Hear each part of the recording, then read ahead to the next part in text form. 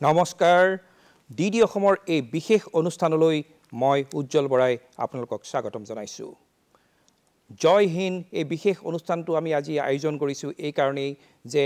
আজি 15 জানুৱাৰী আৰু 1949 চনৰ 15 জানুৱাৰীতে ভাৰতীয় সেনাৰ প্ৰতিষ্ঠা হৈছিল মানে কব বিচাৰিছো এইটোৱেই যে 1947 চনত যদিও ভাৰতে স্বাধীনতা অৰ্জন কৰিছিল 1949 চনৰ 15 জানুৱাৰীতে আনুষ্ঠানিকভাৱে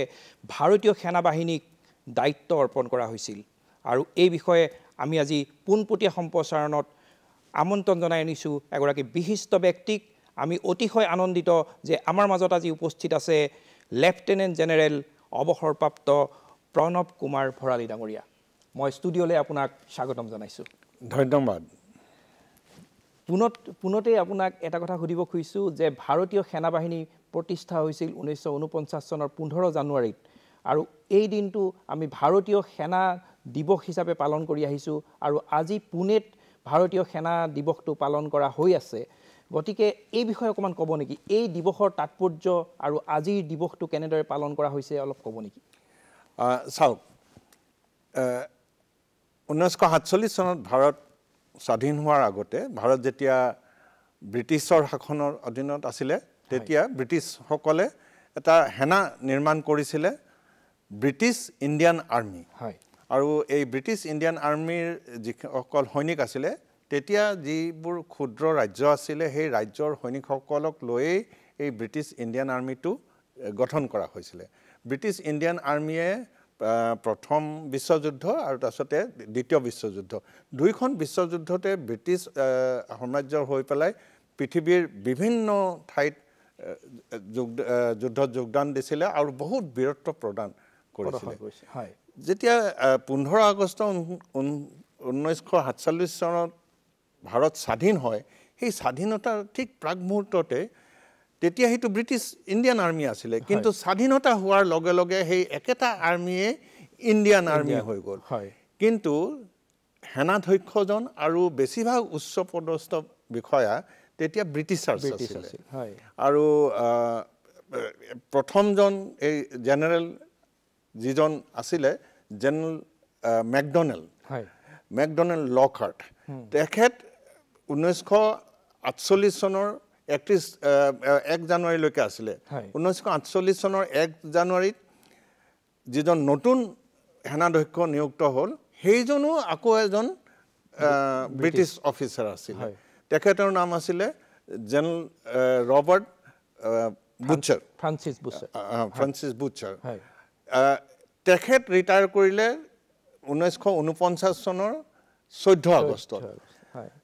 1949 চনৰ 15 জানুৱাৰীত প্ৰথমবাৰৰ বাবে এজন ভাৰতীয় বিষয়া নিযুক্তি জেনেৰেল KM কাৰিয়াপ্পা তেওঁক সেনাধ্যক্ষ বনোৱা হ'ল এই দিনটোৰ এই কাৰণে তাৎপৰ্য আছে যে আচলতে যদি চাই নহয় দেখিব যে ব্ৰিটিছৰ পৰা ভাৰতীয়লৈ সেনাৰ সম্পূৰ্ণৰূপে ক্ষমতাৰ যিটো ক্ষমতা হস্তান্তৰ হ'ল সেইটো 15 জানুৱাৰী 1949 চনতহে হ'ল সেই কাৰণে তাৰ নেক্সট বছৰৰ পৰা 1950 চনৰ পৰা সেই ডেটটোকে ভাৰতীয় সেনা দিৱস হিচাপে পালন কৰা হয় আৰু এই সেনা দিৱসৰ আচলতে তাৎপৰ্য এইটোৱে যে এই বিশেষ দিনটোত সমগ্ৰ দেশবাসীয়ে ভাৰতীয় সেনাৰ যিমানবোৰ জ্ঞাত বা অজ্ঞাত শ্বহীদ আছে এই শ্বহীদসকলক তেখেত শ্ৰদ্ধাঞ্জলি অৰ্পণ কৰে আৰু যিমানখিনি সৈনিক কৰ্মৰত হৈ আছে তেওঁলোকে যে দেশৰ কাৰণে নিস্বাৰ্থভাৱে দেশ সেৱা কৰি আছে তাৰ বাবে তেওঁলোকক কৃতজ্ঞতা জ্ঞাপন কৰে হয় আৰু এইবাৰ যেহেতু পুনেত এই দিৱস আয়োজন কৰা হৈ আছে গতিকে পুনেত কেনেধৰণে আজিৰ দিৱসটো পালন কৰা হৈ আছে আৰু এইবাৰৰ যিটো থিম যে সমৰ্থ ভাৰত সক্ষম সেনা এই বিষয়ে অকমান ক'ব নেকি চাওক আগতে সেনা দিৱসটো অকল দিল্লীতেই কৰা হৈছিলে আজি 2 বছৰ আগতে এইটো ডিসিশন লোৱা গ'ল যে অকল দিল্লীতেই থাকিলে বাকি দেশবাসীয়ে ইয়াত অংশগ্ৰহণ কৰোঁতে দিগদাৰ হয় গতিকে প্ৰত্যেক বছৰে বেলেগ বেলেগ ঠাইত এই সেনা দিৱস পালন কৰাৰ এটা নিৰ্ণয় লোৱা হ'ল এই বছৰ পুনাত হৈছে য'ত আমাৰ সাদাৰ্ণ কমাণ্ড হেডকোৱাৰ্টাৰ আছে আৰু সাদাৰ্ণ কমাণ্ড হেডকোৱাৰ্টাৰ অধীনত এইটো আজিৰ দিনত পালন কৰা গৈছে আগৰ দিনত যেতিয়া যুদ্ধ হৈছিলে তেতিয়া যুদ্ধত বিশেষকৈ গুলিয়াগুলি হৈছিলে গোলাবাৰী হৈছিলে কিন্তু যদি আজিৰ দিনৰ যুদ্ধ বা ভৱিষ্যতৰ যুদ্ধৰ বিষয়ে চাই তেনেহ'লে অকল গুলিয়াগুলি আৰু গোলাবাৰীয়ে নহ'ব তাত বহুত ধৰণৰ এইটো হাইব্ৰিড ৱাৰফেয়াৰ বুলি কয় তেনেকুৱা এটা হাইব্ৰিড ৱাৰফেয়াৰ হ'ব য'ত নন ষ্টেট এক্টৰ্ছ থাকিব যেনে টেৰৰিষ্ট হওক বা ইনচাৰ্জেণ্ট হওক তেনেকুৱা ধৰণৰ তাত বিভিন্ন ধৰণৰ ইনফৰমেশ্যন ৱাৰফেয়াৰ হ'ব যেনে ডিপ ফেক নিউজ বা নেৰেটিভ ক্ৰিয়েশ্যন তেনেকুৱা ধৰণৰ তেনেকুৱাকৈ চাইবাৰ ৱাৰফেয়াৰ হ'ব আৰু লগতে ইভেন মহাকাশ স্পেচ ৱাৰফেয়াৰ সেইটো জড়িত হৈ যাব গতিকে ভাৰতে সেইটোৰ তেনেকুৱা ধৰণৰ যুদ্ধৰ কাৰণে যি প্ৰস্তুতি চলাইছে সেইটোকেই ভাৰতৰ কথা কৈছে আৰু সক্ষম সেনা সেইটোত যে আমাৰ সেনাই যাতে সেই টেকন'লজিটো এবজৰ্ভ কৰিব পাৰে তাৰ কাৰণে ভেৰিয়াছ স্কিমছ অলৰেডি লঞ্চ কৰা হৈছে যাতে আমাৰ সেনা বাহিনীয়ে তেনেকুৱা ধৰণৰ আধুনিক যিমান অস্ত্ৰ শস্ত্ৰ আছে সেইবিলাক সেনা বাহিনীলৈ আহে আৰু লগতে প্ৰত্যেকজন সৈনিকেও সেই অস্ত্ৰ শস্ত্ৰ যাতে ব্যৱহাৰ কৰিব পাৰে তাৰ প্ৰশিক্ষিত হয় সেইটোৱে এই দিৱসৰ আচলতে তাৎপৰ্য আৰু এই দিৱসত ভাৰতীয় সেনাই নিজৰ অত্যাধুনিক সঁজুলি আৰু বৈচিত্ৰ্যময় যুদ্ধ কৌশল প্ৰদৰ্শন কৰিব আৰু লগতে প্ৰদৰ্শনীৰ উপৰিও পেৰেড জনগোষ্ঠীয় নৃত্য সামৰিক অনুশীলন আৰু অন্যান্য কাৰ্যসূচীও ইয়াৰ অংশ হিচাপে সাধাৰণ ৰাইজৰ মাজলৈ আচলতে সেনাৰ যি মানে সেনাৰ বিষয়ে আচলতে সাধাৰণ মানুহক ওচৰ চপাই নিয়াটো এটা উদ্দেশ্য হয় এইটোৱে উদ্দেশ্য যাতে আমাৰ ৰাইজে বুজি পায় যে আমাৰ সেনাৰ হাতত কি কি আছে এতিয়া চাওক আমাৰ সেনা বাহিনী সেই আগৰ দিনৰ সেনা বাহিনী হৈ থকা নাই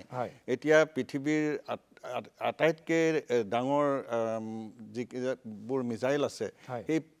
তেনেকুৱা মিছাইলৰ লগত ফেৰ পাতি সমানে থিয় হ'ব পৰা আমাৰ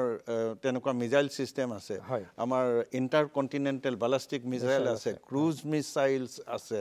আমাৰ বিভিন্ন ধৰণৰ ছাৰ্ফেচ টু এয়াৰ মিছাইলছ আছে আৰু অন্য ধৰণৰ তেনেকুৱা যিবোৰ আধুনিক অস্ত্ৰ শস্ত্ৰ আছে এইবোৰ সাধাৰণ মানুহো অলপমান জনা উচিত গতিকে তাৰে ডিক্লাছিফাই কৰি পেলাই যিবোৰ দেখুৱাব পাৰে তেনেকুৱা অস্ত্ৰ শস্ত্ৰবিলাকো প্ৰদৰ্শনী কৰা হয় এলাৰ্ট ৰেগুলাৰ মবিলিটি য়ং এইকেইটা হ'ল আৰ্মিৰ যিটো আৰ্মিৰ ফুল মিনিংটো গতিকে আৰু এটা কথা হ'ল যে ছাৰ্ভিচ বিফৰ চেল্ফ সেনাৰ যিটো মটো হ'ল যে ছাৰ্ভিচ বিফৰ চেল্ফ আপুনি এগৰাকী লেফটেনেণ্ট জেনেৰেল হৈ অৱসৰ গ্ৰহণ কৰা এগৰাকী ব্যক্তি অসমৰ পৰা যোৱা প্ৰথমগৰাকী লেফটেনেণ্ট জেনেৰেল গতিকে এই সম্পৰ্কে আপুনি সাধাৰণ মানুহক কি বুজাব চাওক সেনা বাহিনীত যেতিয়া জইন কৰে যিকোনো এজন যিটো ৰেংকতে যেনেকৈ জইন কৰক নকৰক তেখেতে যদি ওপৰলৈ যাব বিচাৰে এটা কথা উপলব্ধি কৰিব লাগিব যে ভাৰতীয় সেনাটো এটা পিৰামিডৰ নিচিনা বেছটো বহুত ডাঙৰ 12 লাখ আৰু ওপৰত মাত্ৰ এজন ব্যক্তি আছে সেনাধ্যক্ষ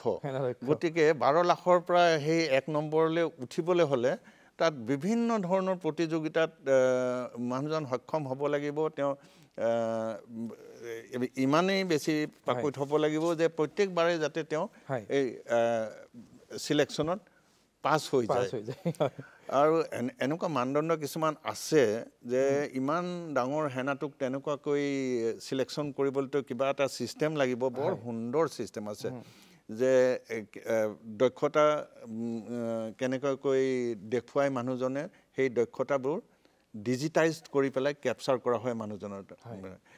প্ৰত্যেক বছৰে তেখেতৰ ওপৰত এনুৱেল কনফিডেন্সিয়েল ৰিপৰ্ট দিয়ে সেই ৰিপৰ্টবিলাকো কমপ্লিটলি নিউমাৰিকেল ফৰ্মত দিয়া হয় যাতে সেইটো ডিজিটাইজ কৰিবৰ কাৰণে একদম ইজি আৰু শেষত গৈ পেলাই যেতিয়া চিলেক্ট কৰিব লগা হয় না বৰ সুন্দৰকৈ চিলেক্ট কৰিব পাৰে তাৰ লগতে ভেৰিয়াছ কোৰ্চেছ আছে এই কোৰ্চবিলাকত যেতিয়া প্ৰশিক্ষণ দিয়ে আৰু তাৰপিছত তাত গ্ৰেডিং কৰে গ্ৰেডিং ছিষ্টেমটো খুব ছিৰিয়াছ গ্ৰেডিং ছিষ্টেম আৰু সেই গ্ৰেডিঙত কোনে কি গ্ৰেডিং পালে সেইটো সম্পূৰ্ণভাৱে ৰেকৰ্ডেড কৰা যায় যোনে ভাল গ্ৰেডিং পাই ওপৰলৈ পাইছে তেওঁহে ওপৰলৈ যাব মই মোৰ এনেই পাৰ্চনেল এটা মই খুব লাকি আছিলোঁ মই আৰ্টিলাৰী কমিশ্যন পাইছিলোঁ প্ৰথম যিটো কোৰ্চ কৰিব লগা হয় সকলোৱে সেইটোক য়াং অফিচাৰ কোৰ্চ বুলি কয় মই আৰ্টিলাৰী য়াং অফিচাৰ কোৰ্চত ফাৰ্ষ্ট ষ্টেণ্ড কৰিছিলোঁ গতিকে তাত এটা ট্ৰফি এটাও দিয়ে এই আৰ্টিলাৰী যিহেতুকে গানছ হেৰি কৰে ব্যৱহাৰ কৰে গতিকে এটা চিলভাৰ গান বুলি এটা ট্ৰফি আছে মই চিলভাৰ গান ট্ৰফিটো পাইছিলোঁ গতিকে প্ৰথম খোজটোৱে মোৰ সেনাত বৰ সুন্দৰকৈ পৰিছিলে তাৰপিছতে এটা কামাণ্ডো কোৰ্চ বুলি এটা কোৰ্চ আছে এইটো ভাৰতীয় সেনাৰ কামাণ্ডো কোৰ্চটো পৃথিৱীৰ যিমানবোৰ কামাণ্ডো কোৰ্চ আছে তাৰ ভিতৰত এটা আটাইতকৈ কঠিন কামাণ্ডো কোৰ্চ বুলি মানা যায় আৰু সেই কামাণ্ডো কোৰ্চতো গৈ পেলাই যিজন প্ৰথম হয় নহয় তেওঁক এটা কামাণ্ডো ডেগাৰ বুলি ট্ৰফি এটা দিয়ে মই এই কামাণ্ডো ডেগাৰ ট্ৰফিও পাইছিলোঁ গতিকে আৰু কামাণ্ডো ডেগাৰ পোৱা মানে গোটেই আৰ্মিত নামটো চবেই জানি যায় যে আমুক তেওঁ কামাণ্ডো ডেগাৰ হোল্ডাৰ গতিকে মোৰ নামটো তেতিয়াৰ পৰা চবেই জানে তাৰপিছত মই এসময়ত গৈ পেলাই ভাৰতীয় সেনাৰ হেলিকপ্টাৰ পাইলটো হ'লোঁ সেইটো এটা বহুত দীঘলীয়া কোৰ্চ প্ৰায় ডেৰ বছৰীয়া কোৰ্চ এই ডেৰ বছৰীয়া কোৰ্চৰ শেষত যেতিয়া গ্ৰেডিং হ'ল গ্ৰেডিং হওঁতে তাতো মই প্ৰথম হ'লোঁ প্ৰথম হওঁতে তাতো এটা তেনেকৈ চিলভাৰ ট্ৰফি এটা আছে চিলভাৰ চিতা মানে চিতা হেলিকপ্টাৰৰ মই চিলভাৰ চিতা ট্ৰফি পাইছিলোঁ এনেকুৱাকৈ বিভিন্ন কোৰ্চত যেতিয়া মই সক্ষম হৈ পেলাই প্ৰত্যেকটো কোৰ্চতে ফাৰ্ষ্ট হ'লোঁ তেতিয়া নিজে নিজে মোৰ কেৰিয়াৰ গ্ৰাফটো বনি গ'ল ওপৰলৈ গ'ল আৰু তেনেকুৱা ধৰণকে যোৱাৰ কাৰণে হয়তো চিলেকশ্যনত ইজিলি মই পাৰ হৈ গৈ পেলাই লেফটেনেণ্ট জেনেৰেল পোষ্ট পাইছিলোঁ হয় মই আৰু এটা কথা এইখিনিতে সুধিব খুজিছোঁ যে ব্ৰিটিছ যিটো সেনা আছিলে ব্ৰিটিছ সেনাই যেতিয়া এৰি থৈ গ'ল আমাৰ ভাৰতীয় সেনা বাহিনীক ব্ৰিটিছে এৰি থৈ যোৱা কিবা গুণ আমাৰ ভাৰতীয় সেনাৰ মাজত থাকিলনে গুণ যিহেতুকে এটা ট্ৰেডিশ্যনছ বহুতবিলাক আমাৰ ইণ্ডিয়ান আৰ্মিৰ ট্ৰেডিশ্যনছ পুৰণি ব্ৰিটিছ ইণ্ডিয়ান আৰ্মিৰ পৰা অহা আহৰণ কৰা ট্ৰেডিশ্যন গতিকে তেনেকুৱা ধৰণৰ ট্ৰেডিশ্যনছবিলাক ব্ৰিটিছ সেনাৰ পৰাই আহিছে আন নালাগে আমাৰ যিবোৰ ড্ৰেছ পাতি প্ৰত্যেকটো আৰ্মৰ যেতিয়া আপুনি যদি আমাৰ আৰ্টিলাৰীৰ বেডছটো চায় আৰু ব্ৰিটিছ আৰ্টিলাৰীৰ বেডছটো চাই প্ৰায় একেই তেওঁলোকৰ আৰ্মাৰ্ড ক'ৰ বেডছটো আমাৰ আৰ্মাৰ্ড ক'ৰ বেডছ প্ৰায় একেই মই নিজে আৰ্মি এভিয়েশ্যনৰ আন নালাগে আৰ্মি এভিয়েশ্যনে ইয়াতে উইং এটা লগাই দেই পাইলট হিচাপে দেখাবলৈ হ'লে এই আৰ্মি এভিয়েশ্যনৰ উইংটো আৰু ব্ৰিটিছ আৰ্মি এভিয়েশ্যনৰ উইংটো আপুনি ওচৰৰ পৰা চালেহে গম পাব যে দুইটা বেলেগ প্ৰায় দেখিবলৈ একেই ঠিক তেনেকুৱা ধৰণৰ আৰু বহুত ধৰণৰ কথা যিবোৰ যিহেতুকে আমি ব্ৰিটিছ আৰ্মিৰ পৰা ইণ্ডিয়ান আৰ্মি হৈছোঁ তেনেকুৱা ধৰণৰ বহুত লিগেচি আহিছে যিটো বৰ্তমান গভৰ্ণমেণ্টে বহুত চেষ্টা কৰিছে তাৰে অলাগতিয়াল যিবোৰ লিগেচি সেইবোৰ যাতে বাদ দিবৰ কাৰণে হয় হয় হয় মই আৰু এটা কথা সুধিব খোজোঁ যে আপুনি ভাৰতীয় সেনাবাহিনীত যোগদান যেতিয়া কৰিছিল মানে 1977 চনত যোগদান কৰিছিলে 11 জুনত নহয় জানো আপুনি ভাৰতীয় সেনাত যোগদান কৰিবলৈ কেনেকৈ অনুপ্ৰাণিত হৈছিল মই সৈনিক স্কুল গোৱালপাৰাৰ প্ৰাক্তন ছাত্ৰ হয় আৰু সৈনিক স্কুল গোৱালপাৰাখন এখন সম্পূৰ্ণভাৱে ৰেচিডেঞ্চিয়েল স্কুল আৰু তাত মই জইন কৰিছিলোঁ ক্লাছ 6ত তেতিয়া বয়স প্ৰায় 11 বছৰমান আছিলে ইমান কম বয়সতে যেতিয়া মা দেউতা সকলোকে ঘৰতে এৰি থৈ ককাই ভাই এৰি থৈ গৈ পেলাই হোষ্টেল পালোগৈ তেতিয়া মনটো এনেও কোমলীয়া আছিলে তেতিয়া হোষ্টেলৰ যিটো পৰিৱেশ আছিলে যিটো পৰিস্থিতি আছিলে স্কুলৰ যিটো পৰিৱেশ আছিলে সেইটোৰ চাপ মনত সদায় থাকিয়ে গ'ল আৰু এই চাপটো ইমানেই তাৰ গভীৰ ইমানেই শক্তিশালী মানে মা দেউতাই বিচাৰিছিলে নেকি আপুনি সেনাত যোগ দিয়াটো মা দেউতাই বিচাৰিছিলে সৈনিক স্কুলত যোৱাটো আগৰখিনি কিমান ভাবিছিলে বা নাই ভবা সেইটো কেতিয়াও মোৰ আগত ব্যক্ত কৰা নাই কিন্তু সৈনিক স্কুলত যোৱাটো বিচাৰিছিলে সেইকাৰণে পঠাইছিলে তাৰপিছত আপুনি যেতিয়া আমি স্কুললৈ গ'লো তেতিয়া এনেকুৱা এটা পৰিৱেশ পালো য'ত আমাৰ শিক্ষকসকলে আমাক সদায় যে তোমালোকে নেশ্যনেল ডিফেন্স একাডেমি জইন কৰিবই লাগিব সেইকাৰণে তাৰ কাৰণে আমাক বিভিন্ন ধৰণৰ প্ৰস্তুতি শাৰীৰিকভাৱে হওক বা পঢ়া লেখাৰ ফালৰ পৰা হওক সেইবিলাক গাইডেন্স কৰি থাকিলে আৰু সদায় উৎসাহিত কৰি থাকিলে যে নেশ্যনেল ডিফেন্স একাডেমি জইন কৰিবই লাগিব গতিকে এসময়ত গৈ পেলাই যেতিয়া নেশ্যনেল ডিফেন্স একাডেমিৰ পৰীক্ষা দিলোঁ তাত পাছ কৰিলোঁ পাছ কৰি নেশ্যনেল ডিফেন্স একাডেমি যোৱা মানে কি আৰু মিলিটাৰী লাইনত গুচি গ'লোগৈ সেইটোৱে অনুপ্ৰেৰণা আছে তাৰপিছত যোৱাৰ পিছত আপুনি বিভিন্ন স্তৰত যুদ্ধত কেতিয়াবা অংশগ্ৰহণ কৰিছেনে সেনাৰ হৈ মই বিৰাট লাকি মই নিজকে খুব ভাগ্যৱান বুলি ভাবোঁ কাৰণ মই ছাৰ্ভিচত থাকোঁতে ভাৰতীয় সেনাই যিমানকেইখন যুদ্ধ যোগদান দিলে মই চবতে যোগদান দিবলৈ সুবিধা পালোঁ সকলোৱে নাপায় কাৰণ গোটেই কমপ্লিট ইণ্ডিয়ান আৰ্মিটো নাযায়তো কিন্তু মই ভাগ্যবশত সেই যোৱা সুবিধাটো পালোঁ 1984 চনত অমৃতসৰৰ গল্ডেন টেম্পলত যিটো ভিন্দ্ৰানৰ এগেইনষ্টে অপাৰেশ্যন ব্লু ষ্টাৰ হৈছিলে মই সেই অপাৰেশ্যন ব্লু ষ্টাৰটো অংশগ্ৰহণ কৰিছিলোঁ 1987 চনত ভাৰতীয় সেনাই শ্ৰীলংকাত অপাৰেশ্যন কৰিছিলে সেইটোক অপাৰেশ্যন পৱন বুলি কয় মই এই শ্ৰীলংকাত গৈ পেলাই অপাৰেশ্যন পৱনতো যোগদান দিবলৈ সুযোগ পালোঁ তাৰপিছত 1989-90 চনত সিয়াচিন গ্লেচিয়াৰত যিটো অপাৰেশ্যন মেঘদূত বুলি চলি আছে সেইখিনি সময়ত অপাৰেশ্যন মেঘদূত একদম মানে খুব সক্ৰিয় হৈ চলি আছিলে আৰু ঠিক সেইখিনি সময়তে ময়ো সিয়াচিনতে সেই 2 বছৰ আছিলোঁ গতিকে তাত যোগদান দিবলৈ চান্স পালোঁ আৰু 1999 চনত কাৰ্গিলত হোৱা যুদ্ধখন যিটো অপাৰেশ্যন বিজয় বুলি কয় তাতো যোগদান দিয়াৰ সুযোগ পালোঁ তাৰোপৰি বিভিন্ন সময়ত যিবিলাক এণ্টি টেৰৰিষ্ট আৰু এণ্টি ইনচাৰ্জেণ্ট অপাৰেশ্যনছ য'ত আছিলোঁ এই তাততো য'তেই দৰকাৰ হ'ল ত'তেই তেনেকুৱাকৈ যোগদান দিয়াৰ এতিয়া আপুনি উল্লেখ কৰিছে যে সিয়াচিনৰ যুদ্ধটো আপুনি আছিল কাৰ্গিলৰ যুদ্ধটো আপুনি আছিল সিয়াচিনৰ যুদ্ধৰ বিষয়ে অকণমান ক'ব নেকি তাত যুদ্ধ কৰাৰ মানে কঠিন পৰিস্থিতি কেনেকুৱা বা সেই পৰিস্থিতি আপুনি কেনেকৈ সন্মুখীন হৈছিল চাওক সিয়াচিনৰ যুদ্ধৰ পৃথিৱীৰ ভিতৰতে উচ্চতম যুদ্ধ আটাইতকৈ ডাঙৰ কথা হৈছে যে সিয়াচিনৰ হাইটটো ইমান বেছি যে য'ত বেছ সিয়াচিন গ্লেচিয়াৰৰ বেছটো আৰম্ভ হয় সেইখিনিয়ে প্ৰায় 12,000 ফুট তাৰপাছত তাৰ পৰা ওপৰলৈ উঠি উঠি গৈ থাকে আৰু একদম হায়েষ্ট পোষ্টবিলাক 21,000তকৈও ওপৰ পোষ্টত আছে 9,000 ফুট মানলৈকে যেতিয়া মানুহে উশাহ লওঁতে যিমানখিনি অক্সিজেন লাগে সিমানখিনি অক্সিজেন সাধাৰণতে পোৱা যায় কিন্তু যিহেতুকে বায়ুৰ চাপটো ওপৰলৈ গ'লে কমি যায় তাতে অক্সিজেনৰ মাত্ৰাও কমি যায় গতিকে 9,000 ফুটৰ ওপৰত যেতিয়া মানুহে উশাহ লয় অক্সিজেন কম থাকে তেতিয়া দুখোজ দিলেও শৰীৰটো অৱস হৈ যায় ভাগৰ লাগে হেৰি কৰিব নোৱাৰে আৰু দ্বিতীয়তে যিমানে ওপৰলৈ যাব সিমানে ঠাণ্ডাটো বাঢ়ি যায় সিয়াচিন গ্লেচিয়াৰত একটো চাৰিওপিনে বৰফ তাতে হাইটটো বাঢ়ি বাঢ়ি গৈ থাকে গতিকে ঠাণ্ডাটো এনেও কমি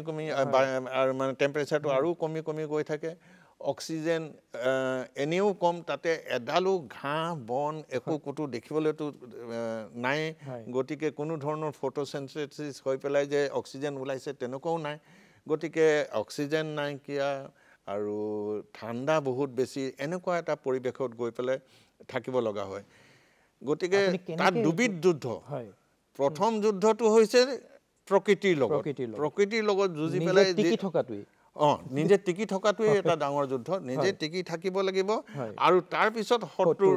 সন্মুখীন হ'ব লাগিব শত্ৰু গুলিৰ পৰা নিজকে বচাব লাগিব আৰু শত্ৰুক মাৰিব লাগিব গতিকে মানে এইটোৱেই বৈশিষ্ট্য তাত আপুনি এতিয়া কেনেকৈ আপুনি নিজকে সক্ষম কৰি ৰাখিছিলে তাত যাবলৈ হ'লে আচলতে কি হয় যে ভেৰিয়াছ ষ্টেজেছত এক্লেমেটাইজেশ্যন বুলি কয় আৰু তাৰমানে শৰীৰটোৱে যাতে সেইটো অল্টিটিউডৰ যিখিনি অক্সিজেন আৰু যিমান ঠাণ্ডা এই গোটেই বস্তুটো হেৰি কৰিব পাৰে এডাপ্টেশ্যন এইটো ৯,০০০ ফুটৰ পৰাই আৰম্ভ কৰে ৯,০০০ ফুটত আপুনি কিছুদিন থাকিলে তাৰপিছত আকৌ ১১-১২ হাজাৰত থাকিলে তাৰপিছত ১৫-১৬ হাজাৰত থাকিলে তাৰ ওপৰত আকৌ তাৰ ওপৰত থাকিলে তেনেকুৱাকৈ প্ৰত্যেকটো ষ্টেজতে এক্লেমেটাইজেশ্যন কৰি যাব লাগে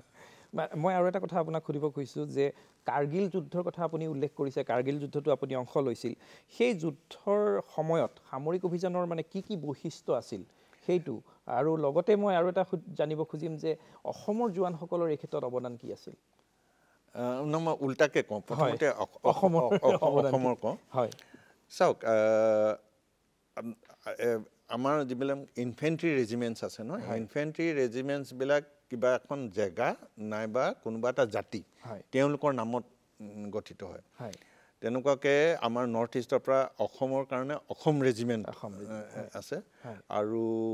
নাগালেণ্ডৰ নাগা ৰেজিমেণ্ট আছে গতিকে এই দুটা ৰেজিমেণ্ট আছে আৰু দুইটা ৰেজিমেণ্টৰ কেইটামান বেটালিয়নে চিয়াচিন যুদ্ধত কাৰ্গিল যুদ্ধত অংশগ্ৰহণ কৰিছিলে এনেইতো কাৰ্গিল যুদ্ধত প্ৰায় ২ লাখ সৈন্য তাত গোটোৱা হৈছিলে কিন্তু হ'লেও তাৰে মাত্ৰ ৩০,০০০ মান সৈন্যইহে আচলতে যুদ্ধত অংশগ্ৰহণ কৰিছিলে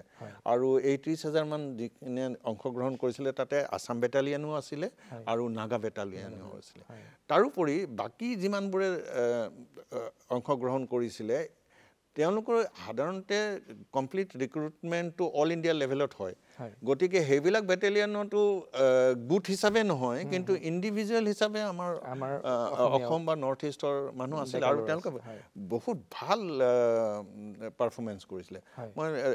যে চাওক কাৰ্গিল যুদ্ধত ৪জনক সৰ্বোচ্চ হেৰি মেডেল দিয়া হৈছে সেইটো পৰমবীৰ চক্ৰ আৰু ১১জনক দিয়া হৈছিলে মহাবীৰ চক্ৰ এই ১১জন মহাবীৰ চক্ৰৰ ভিতৰত ২জনটো আমাৰ নৰ্থ ইষ্টৰ এজন কেপ্টেইন এন কেংগ্ৰুছ ডিমাপুৰৰ মানুহ আছিলে আৰু তেখেত আৰ্মি ছাৰ্ভিচ কৰৰ অফিচাৰ আছিলে আৰু জম্মু এণ্ড ৰাজপুতনা ৰাইফলছৰ লগত তেওঁ এটেষ্ট আছিলে তেওঁ ড্ৰাছ ছেক্টৰত শ্বহীদ হয় আৰু শ্বহীদ হোৱাৰ পিছত তেওঁক মহাবীৰ চক্ৰ প্ৰদান কৰিছিলে আৰু তাৰপিছতে আমাৰ মেঘালয়ৰ এজন অফিচাৰ তেখেতৰ নাম কেইচিং নংৰুং লেফটেনেণ্ট কেইচিং নংৰুং তেওঁ 12 জম্মু এণ্ড কাশ্মীৰ লাইট ইনফেণ্ট্ৰিৰ অফিচাৰ আছিলে তেওঁ বাটালিক ছেক্টৰত শ্বহীদ হৈছিলে আৰু তেখেতেও বীৰত্বৰ হেৰি মহাবীৰ চক্ৰ প্ৰদান কৰা হৈছিলে আৰু আমাৰ অসমৰে এজন তেনেকুৱা অফিচাৰ কেপ্টেইন জিন্তু গগৈ তেখেতৰ ঘৰ গোলাঘাটত আছিলে আৰু তেখেত 17 গ্ৰেনেডিয়াৰৰ অফিচাৰ আছিলে তেখেতে বাটালিক ছেক্টৰত শ্বহীদ হৈছিলে তেখেতক বীৰ চক্ৰ ইয়াৰ উপৰিও আমাৰ অসমৰ কেইবাজনো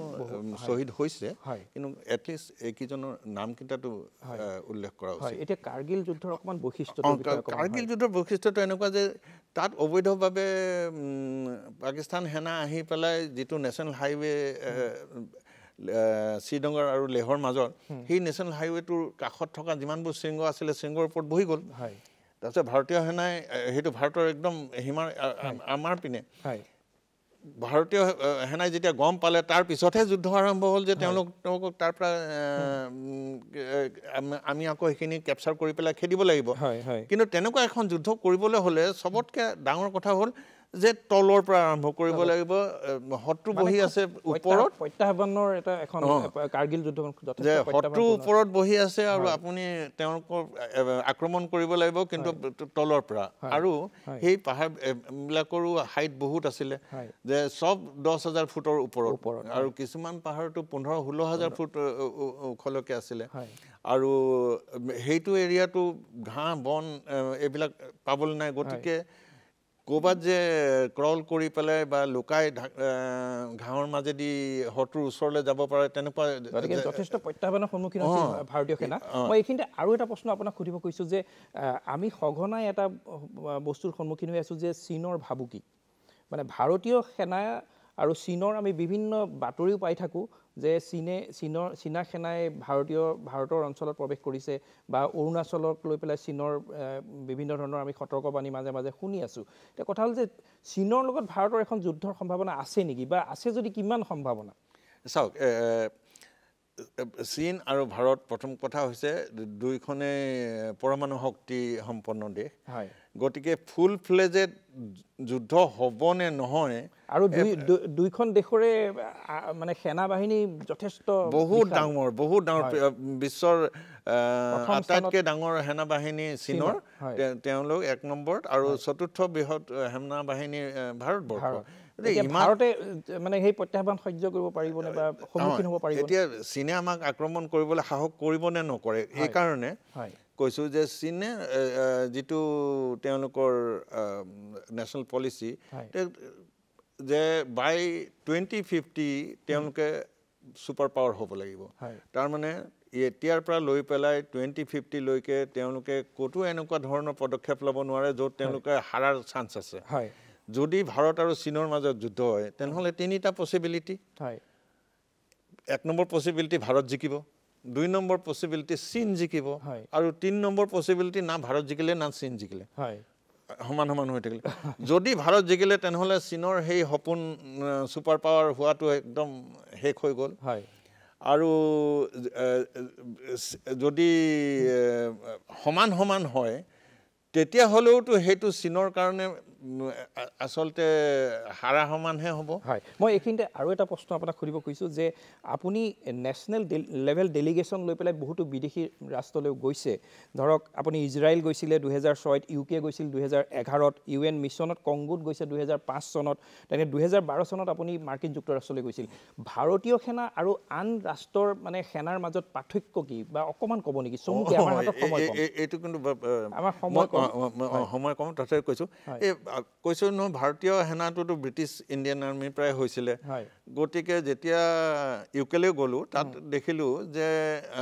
ইউকেৰ সেনা বাহিনী আৰু ভাৰতীয় সেনা বাহিনীৰ মাজত বিশেষ ডিফাৰেঞ্চ নাই ট্ৰেডিশ্যনছবিলাকো একে আৰু ড্ৰেছ পাতিও প্ৰায় একেই আৰু সাধাৰণতে একদম কম্পেৰেবল মানে ইণ্ডিয়ান আৰ্মি বেলেগ মই UK আৰ্মি USA আৰ্মি মই ভাবিছিলোঁ US আৰ্মিটো হয়তো একদম বেলেগ হ'ব নেকি কিন্তু তাত গৈ পেলাই দেখিলোঁ যে একচুৱেলি US আৰ্মিও এসময়ত ব্ৰিটিছ আৰ্মিৰ পৰাই চব আহৰণ কৰিছে গতিকে ইণ্ডিয়ান আৰ্মি আৰু US আৰ্মিও সেইটো ফালৰ পৰা চাবলৈ গ'লে বিশেষ ডিফাৰেঞ্চ নাই মই এইখিনিতে এটা আপোনাক প্ৰশ্ন কৰিম আমাৰ হাতত একেবাৰে সময় কম সেইকাৰণে মই আপোনাক সুধিব খুজিছোঁ যে ভাৰতীয় সেনাৰ প্ৰতি আমাৰ নতুন প্ৰজন্মৰ মানে দৃষ্টিভংগী কেনেকুৱা হোৱা উচিত বা নতুন প্ৰজন্ম ভাৰতীয় সেনালৈ কেনেদৰে আকৰ্ষিত হ'ব পাৰে বা আকৰ্ষিত হৈছে নে নতুন প্ৰজন্মকতো মই এইষাৰে ক'ব খুজিছোঁ যে দেখিছে যে ভাৰত কিমান দোপতদোপে ডেভেলপমেণ্ট কৰি আগবাঢ়ি গৈ আছে যেনেকৈ আমাৰ মাননীয় প্ৰধানমন্ত্ৰী শ্ৰী নৰেন্দ্ৰ মোদীজীয়ে কৈছে যে 100 বছৰ যেতিয়া আমাৰ স্বাধীনতা শেষ হ'ব তেতিয়া 2047 চনত ভাৰত এখন সম্পূৰ্ণ বিকশিত দেশ হ'ব লাগিব আৰু এতিয়া আমি ৱৰ্ল্ডৰ 4th লাৰ্জেষ্ট ইকনমি আৰু লাহে লাহে হয়তো 5th লাৰ্জেষ্ট আৰু 4th লাৰ্জেষ্টৰ মাজত আছে বাৰু 5th লাৰ্জেষ্ট বুলি ধৰিলোঁ 4th লাৰ্জেষ্ট হ'ব লগা আছে এইটো হ'বই আৰু তাৰপিছত 3rd লাৰ্জেষ্ট হ'ব এইবিলাক কৰোঁতে আমাৰ শত্ৰু বহুত বাঢ়িব যদি ইমান প্ৰগতি কৰে তেনেহ'লে ইণ্টাৰনেশ্যনেলি আমাক বেয়া পোৱা দেশতো বহুত আছে গতিকে নতুন প্ৰজন্মই সেই কথাটো উপলব্ধি কৰিব লাগিব আৰু তেওঁলোকে সেইটো ৰেছপনচিবিলিটি নিজৰ কান্ধত ল'বলৈ ৰেডি হৈ থাকিব লাগিব যে দেশখনক এখন বিকশিত দেশ কৰিব লাগিব আৰু অকল তেনেকৈ মানে সমৃদ্ধিশালী হিচাপে গোটেই দেশখনক আগুৱাই লৈ যাব লাগিব ধন্যবাদ প্ৰণৱ কুমাৰ ভৰালী ডাঙৰীয়া লেফটেনেণ্ট জেনেৰেল আপোনাক অশেষ ধন্যবাদ জনাইছোঁ আপুনি আপোনাৰ ব্যস্ততা সামৰি আমাৰ আজি অনুষ্ঠানত আহিলে আৰু অনুষ্ঠানত আহি ভাৰতীয় সেনাৰ বিষয়ত আপুনি যথেষ্ট গুৰুত্বপূৰ্ণ মন্তব্য দাঙি ধৰিলে আৰু আমাৰ দৰ্শকসকলো এই অনুষ্ঠান চাই নিশ্চয়কৈ উপকৃত হৈছে ভাৰতীয় সেনা বাহিনী দিৱসৰ এই বিশেষ অনুষ্ঠান DD অসমৰ জয় হিন্দ অনুষ্ঠান চাই থকাৰ বাবে আপোনাক ধন্যবাদ জ্ঞাপন কৰিছোঁ আৰু আজিৰ অনুষ্ঠান আমি ইমানতে সামৰিছোঁ